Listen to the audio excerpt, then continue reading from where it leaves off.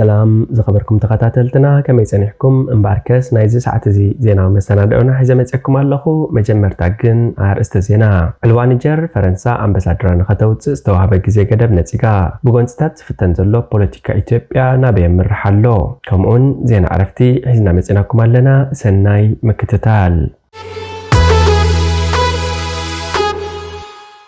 زينا عرفتي قديم دراسن حكيمن دكتور كبرى أفرا عرفو دكتور كبرى أفرا حكمنا وسخكا بعالتو لما يزونن كوينو بفلاي دما نودي تسألات سملكت أم معباي هاقراو نقحات زين عقابر كتون زكايرا درساتات تخطاتلت مصحفتن بركاتو يفلت كابتل دكتور كبرى أفرا زدالو زي برس مصحفتن متكاس بابيلون داقماي فتنة نايتفات منقدي لأخصات نايل تا مانيفستو عقل زبت حرمي رحست مريت كابناب تذكرتات مجزات السرعات مزكب أريوس بروجكت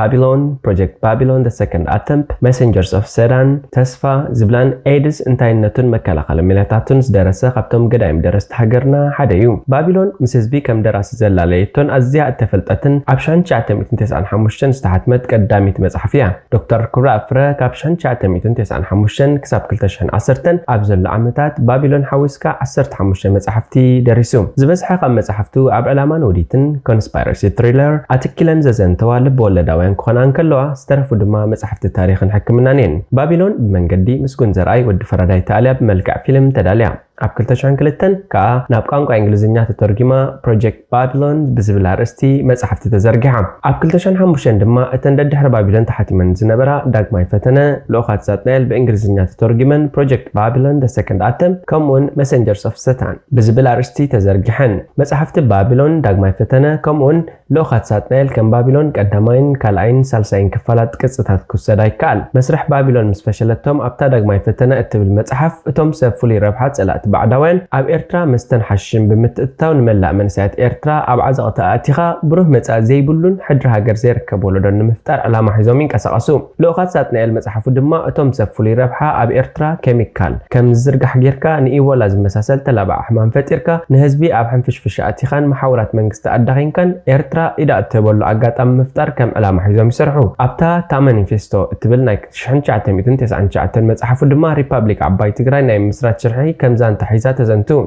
نتحل من متكبر نابكينات توسدو شرحتات تزاوتات نمفتار زغبر ميلا حيزات الترخ بمويو نحكمنا دكتور زغنا كبر عفره اب ايرتان حيال عمتات كم حكيم كوينو اب هوسبيتالن ابتا ناي ولكو تكالن سريحو كمون كم ممر حكمنا خوينو سريحو سلام عرف دكتور كبر اب صنعات نملا سدرا بيتن هاجرنان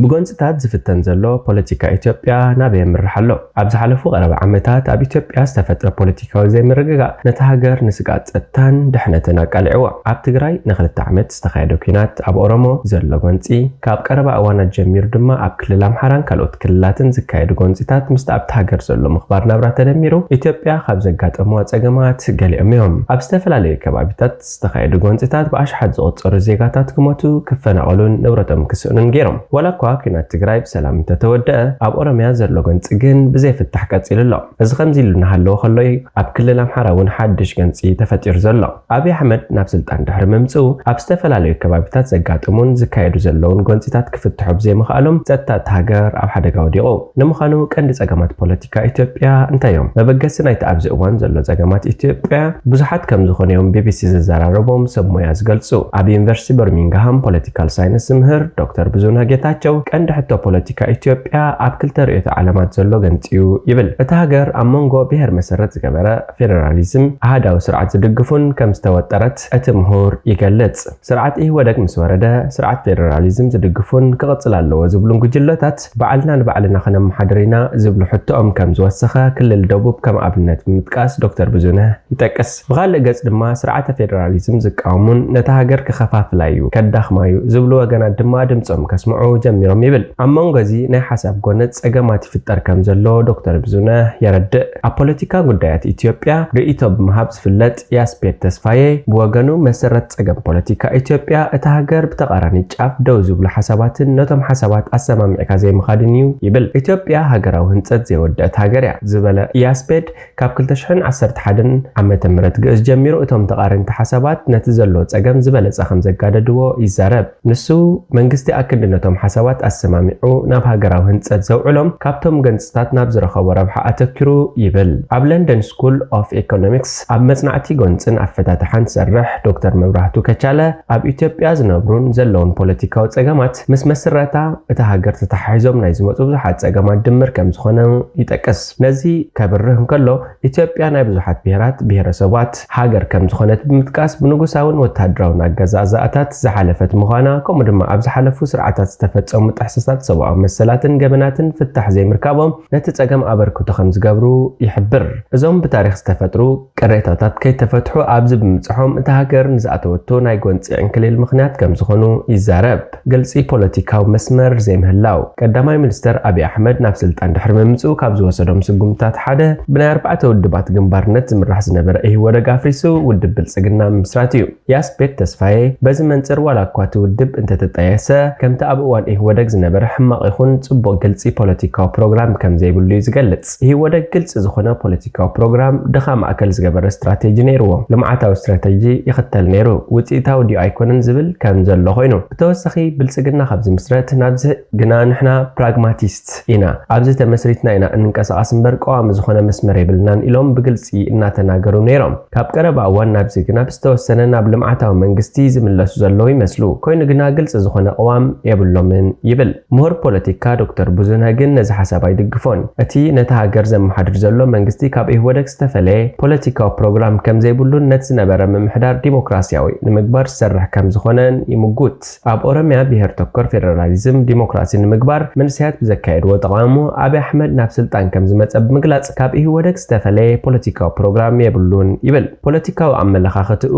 ስርዓት ፌደራሊዝም ዲሞክራሲ ምግባር ይመስለኒ። ነዚ ግልጽ ዝገብረልና ድማ አብይ ናብ ስልጣን ድሕሪ ምምጽኡ ተወሰኽቲ 4 ክልላት ምፍጣሮም እዩ። እዚ ማለት ፌደራሊዝም እዩ ዝድግፍ ማለት እዩ። ተጻሒፉ ኣብ ሕጊ ዘይወዓለ ሕገ መንግስቲ ዝለዓለ ዝነበረ ሕቶ ህዝቢ መሊስ እዩ። እዚ መንግስቲ ፌደራሊዝም ከቐጽል እዩ ዝደሊ። ኣብዚ ዝኾነ ጥርጣሬ የለን ይብል። ቅድሚ ናይ ሓይሊ ስጉምቲ ዝርርብ ይቐድም። ኢትዮጵያ ንኣሽቱ ሃገራት ዝሓቐፈት ሃገር እያ ዝብል ያስፔድ ጫፍ ዝወፁ ፖለቲካዊ ኣመለኻኽታታት ናብ ሓደ ንምምጻእ ካብ መንግስቲ ብዙሕ ስራሕ ትጽቢት ይግበር ክብል ይውስኽ። ዝተፈላለዩ ፖለቲካዊ ኣመለኻኽታታት ከም ዕድል ወሲዱ ንናይ ባዕሉ ፖለቲካዊ ድሌት ምስራሕ ገዲፉ ከም ብሄራዊ ምክክር ዝበሉ ነገራት ብምጥቃም ነቶም ጸገማት ክፈትሕ ይኽእል እዩ። ብኻልእ ገጽ ከም ኢዜማ ዝበሉ ፖለቲካዊ ተቃወምቲ ሕጂ ዘሎ መንግስቲ ግልጽ ዝኾነ ፖለቲካዊ መስመር የብሉን መራሕቲ እውን ዓቕሚ የብሎም ብምባል መጻኢ ዕጫ ፖለቲካ ሃገር ኣስጋኢ ከም ዝኾነ ይገልጹ። ዶክተር ብዙነህ ድማ ኣብ ቀረባ ዓመታት ኣብ ዝተፈላለዩ ከባቢታት እታ ሃገር ዘጋጠሙ ጎንፅታት ነታ ሃገር ኣስጋእቲ ከም ዝኾኑ ብምግላጽ ሕጂ ዘሎ ጸገም ኣብ ቀረባ ክፍታሕ ኢሉ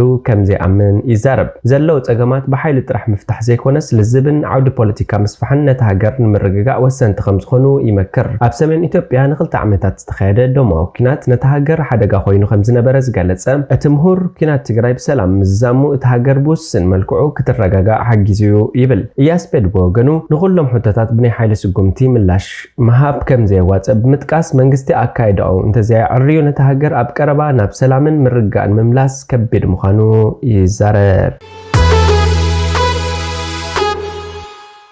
ኣብዚ ሓለፈ ዓርቢ እቲ ሕጂ ንኒጀር ዘመሓድር ዘሎ ጁንታ ኣምባሳደር ኢተ ድሕሪ ትዕልዋ መንግስቲ ምስ ሓደስቲ መራሕቲ ኒጀር ምርኻብ ኣብዩ ከም ዝነበረ ብምግላጽ ኣብ ውሽጢ 48 ሰዓታት ካብቲ ሃገር ክወፅእ መምርሒ ከም ዝሃበን ገሊጹ ነይሩ። ነቲ ዕልዋ መንግስቲ ዝድግፉ ኣሽሓት ኒጀራውያን ብሰንበት ኣብ ጥቓ ርእሲ ከተማ ኒያሚ ኣብ ዝርከብ ወተሃደራዊ ማዓስከር ፈረንሳ ሰልፊ ኣካይዶም። ገሊኦም ወተሃደራት ፈረንሳ ክወፁ ዝጠልብ ጽሑፋት ዝሓዙ ኮይኖም ኣብ ማሕበራዊ መራኸቢታት ዝተለጠፈ ተንቀሳቓሲ ስእሊ ድማ ኣብቲ ከባቢ ዝርከቡ ኣስላም ኢማማት ካብቲ መደበር ወጻኢ ጸሎት ክመርሑ የርእዩ። ማክሮን ኣብቲ ትማሊ ዘሕለፎ መልእኽቲ ፈረንሳ ኣብ ኒጀር ምትእታው እንተዘይትገብር ነይራ እታ ሃገር ነቲ ዝጸንሐ ዶባታ ሒዛ ኣይመሃለወትን ነይራ ክብል ንወተሃደራዊ ህላወ ፈረንሳ ኣብ ኒጀር ተኸላኺሉ። ጎረባብቲ ሃገራት ማሊን ቡርኪና ፋሶን እውን ብዘይ ፈረንሳ ተመሳሳሊ ዕጫ ምበጽሐን ነይሩ ክብል ገሊጹ። ፈረንሳ ኣብ ኒጀር፣ ማሊ፣ ቡርኪና ፋሶ፣ ጫድን ሞሪታንያን ኩለን መግዛእቲ ፈረንሳ ዝነበራን ዝንቀሳቐሱ ኢስላማውያን ዕጡቓት ንምምካት ን10 ዓመታት ዝቐጸለ ስርሒት ኣካይዳ። ኣስታት 5500 ወተሃደራት ፈረንሳ ኣብ ሃገራት ኣፍሪቃ ኣፍሪቃ ዓስኪሮም ነይሮም ይኹን እምበር ኣብ ዝቐረበ እዋን ኣብ ዞባ ምዕራብ ኣፍሪቃ ኣንጻር ፈረንሳ ዝቕልዑ ስምዒታትን ተቃውሞታትን ኣብቲ ዞባ ብሰፊሑ ይረኣዩ ኣለዉ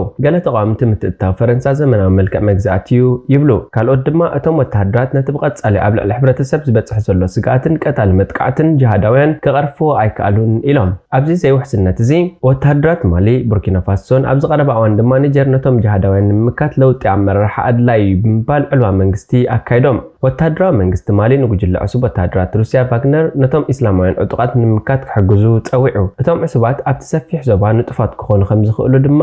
ይግመት እምባርከስ ዝኸበርኩም ተኸታተልትና ናይዚ ሰዓት እዚ ዜና መሰናዶና ኣብዚ ፍጸም ሓደሽቲ ዜናታት ንምክትታል ሳብስክራይብ ሼር ላይክ ኮሜንት ምግባር ኣይትረስዑ ሰላም